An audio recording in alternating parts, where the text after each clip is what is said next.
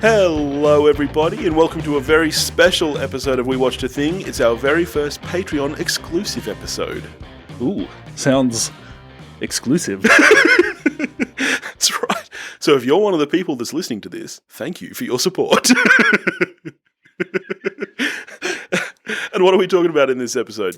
It is List of Shame. That's right. We both have lists of shame. There's always those movies that you know you're supposed to have seen and you just haven't got around to. It's one of the terrible things that this is the same. It's the exact same with music as it is with films. The more you see or the more you listen to, the more you realise you haven't seen or haven't listened to. That's exactly right. You know, like I watch a lot of movies and I've seen a lot of movies. But then there are these ones that have just kind of slipped through. And to be honest, you kind of trap yourself in the lie, because there are some of these that I have pretended I've seen just so I don't have to go through the conversation. And then you get to a point where you're like, yeah, I've seen that. And you almost believe it. You've done that. I feel ya. There's one of your all-time favourite films that I, for a while, lied about. What was that? You were like, because you've seen that, right? And I was like, yeah, I've seen that. And I hadn't.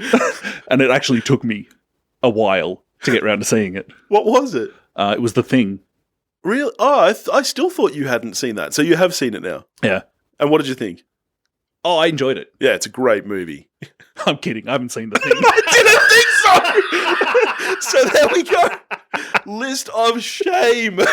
I shame you. Watch The Thing. Still have never seen John Carpenter's The Thing. Oh my God. Oh, that's definitely list of shame worthy. Yeah, well, I mean, there's a couple of your favourites that I've never seen, some of which we've spoken about on the show. Some of which almost made us, well, me, just stop talking to you. So I've never seen, we'll start small here. These are the ones that we have mentioned on the show before. I've never seen The Hunt, Jackie. I still haven't got to Blade Runner 2049, even though I told you in our Best of the Year last year episode that I would watch it. I still haven't. No Country for Old Men and There Will Be Blood. I also have not seen. When we did our little kind of rewind favourite 5 films of 2007, yes, at the end of last year, as it turned out, you'd seen one of the films on my list. Which was the same one I had on my list? Yeah. Yeah.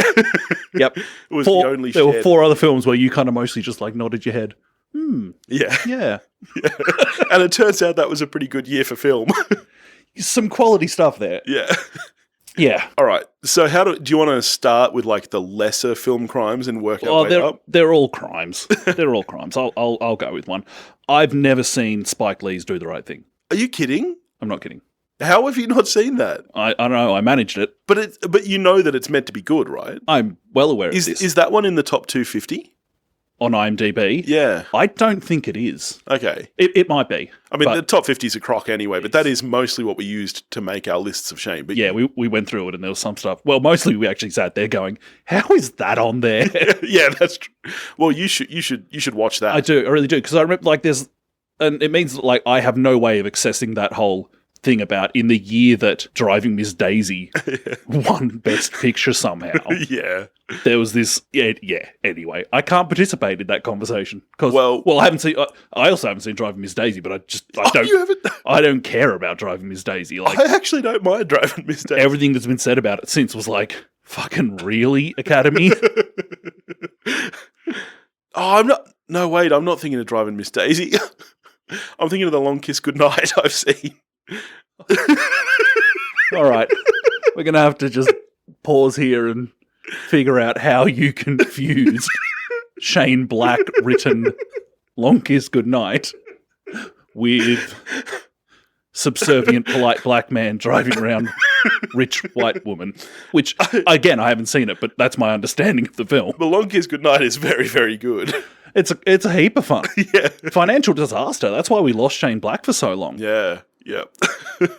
All right. Well, I'll go with one now. I've never seen In the Name of the Father. Oh, good film. Is it? Yeah. Is that Daniel Day-Lewis? Sure is. Okay. Sure is. So I should watch it? And if it's been a long time actually, but I think I'm remembering correctly that Pete Postlethwaite is in it, I think. Okay. I think I'm getting that right. I could be getting that wrong. I You do get a lot of things wrong. could check here, but I'm not going to. There's too much effort. Let's just go with it. Pete Postlethwaite, Dearly Departed. All right, you want to go with one next? I have never seen Bridge on the River Kwai. But it's a classic. Yes, it is. But you love classics. Yeah. Okay. I haven't seen it. Well, list of shame. List of shame. I've never seen The Prestige. All right. Yeah. Am I supposed to have? Oh, The Prestige is good. Yeah. Yeah. Who made that again? It's Nolan. That's what I thought. Yeah. It was what he made after Batman Begins, if I'm getting my chronology right. I think it went Insomnia. Oh, really? I think it went Insomnia, Batman Begins, Prestige. While we're on Nolan, I've got one more. I've never seen Memento. Yeah. Oh, Memento either. Okay. That's a tricky watch, Memento. Maybe I've just drunk too much and killed the brain cells required to be piece it together. And I haven't seen it since it was on in the movies.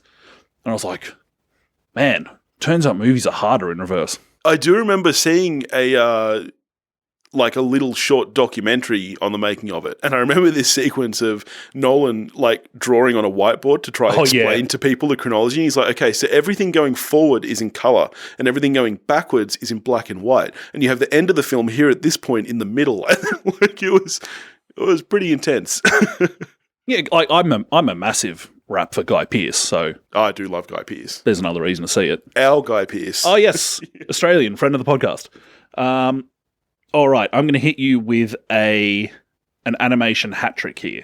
Oh, okay. One of these I didn't even know about until recently, until you told me about it. I'm like, you really should see this film. That is Grave of the Fireflies. Yeah, you really should see that film. I also have not seen Princess Mononoke or Howl's Moving Castle. Oh, really? I guess that makes sense. You hadn't seen Spirited Away until I made you watch it, so that makes sense. We'll get to those. Going back, a Nolan one I forgot, I haven't seen Interstellar yet. Okay. I enjoyed Interstellar. It's not phenomenal. Yeah. All right.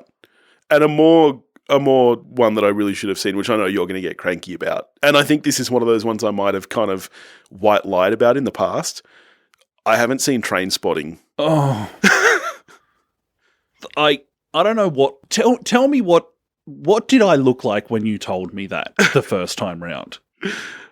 Oh, pretty shocked. Your face went purple. You looked like Carlton had just lost.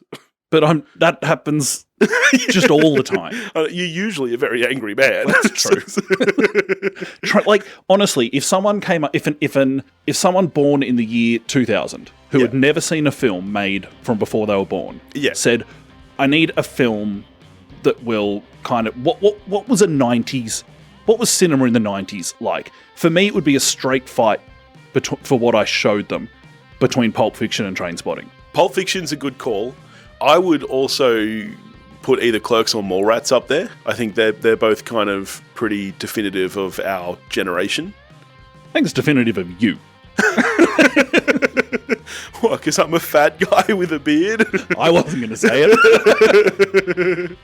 Thanks for listening to this preview of a Patron exclusive episode. To hear the rest, head to our Patron page at patreon.com/wewatchedathing.